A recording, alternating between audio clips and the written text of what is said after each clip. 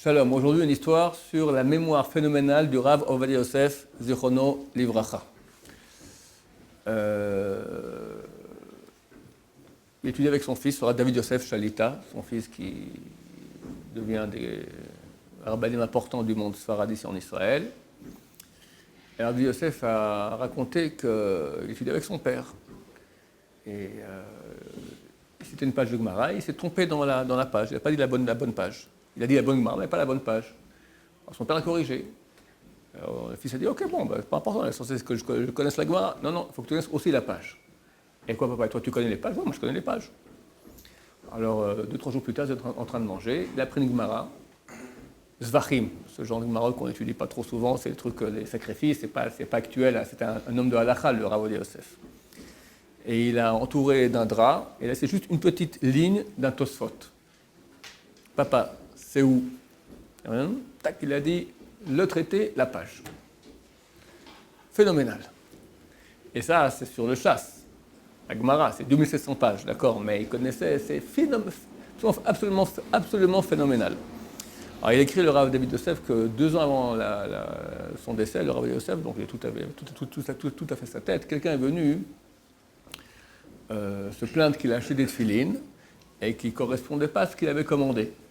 Il voulait un certain truc, il a pris que ce soit des tefilines mehoudar, des tefilines de mehoudar, c'est-à-dire de choix, d'accord? Et pendant ce qu'il a reçu, c'est des tefilines qui sont tout juste cachères. Il voulait un truc qui soit de choix. Alors le père a dit à son fils, écoute, moi je ne sais pas comment m'occuper, toi fais-leur faire le din Torah, écoute-leur, tranche pour eux, est-ce qu'il a raison ou pas? Alors David Yosef a étudié toute la Sougia, tout le sujet, tous les Rishonim, beaucoup de rabbins, etc. Puis il a dit, en fin de compte, non, le vendeur a raison, ce qui t'a vendu, c'est considéré comme un Houda. C'est bon, c'est pas du tout juste cachère, c'est du bon, c'est de bonne qualité. L'acheteur a dit, tu peux demander à ton père, j'aimerais commencer à connaître son avis. Bon, si tu veux, je vais demander à mon père. Il dit à son père quel est le cas. Alors, Ovadia Yosef lui dit, tac, lui, tous les rabbins que lui a cités, une dizaine comme ça, tac, qui disent que là, non, donc ça va. Il demande à son papa, t'as étudié ça quand? Quand j'ai eu 18 ans. Tu te souviens aussi bien, il y a 10, ouais, il avait 90 ans, je ne sais pas à quel âge il est décédé, 2 ans avant. Là, ce qu'il a étudié une fois dans sa vie, 18 ans, il se souvient. Il dit, je ne comprends pas. Alors pourquoi tu ne te souviens pas de mon numéro de téléphone? De quoi il s'agit? Le Rav David Yosef, quand il était encore pas marié, étudiait à l'école de Hebron, et tous les soirs, il rentrait à la maison vers 11h, et Chavout avec son père. Il étudiait de 11h à 2-3h du matin.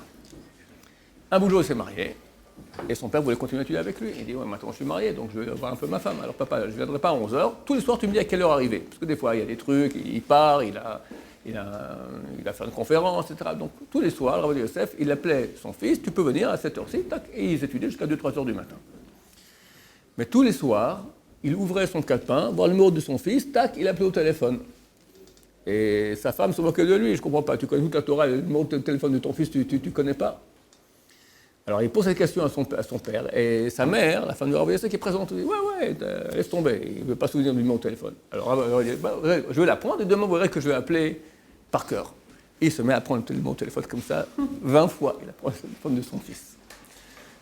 Le lendemain soir, le fils sonne, ding dong, voilà, bonjour, et il demande à ça. Alors, elle éclate de rire. Ben non, il a oublié et il a dû de nouveau ouvrir le calepin pour se souvenir du numéro de téléphone. C'est-à-dire qu'il avait un intérêt tellement grand pour la Torah, une chose qu'il a étudiée il y a peut-être 70 ans, d'accord, entre 60 ans et 70 ans, une seule fois dans sa vie, il se souvient de tous les petits détails. Mais le numéro de téléphone ne peut pas rentrer dans sa tête. C'est trop, ça n'a pas à voir. Moi, je suis branché Torah, que son nom mérite. Son nom nous protège, Barat Hashem, Baruch Adonai, Amen.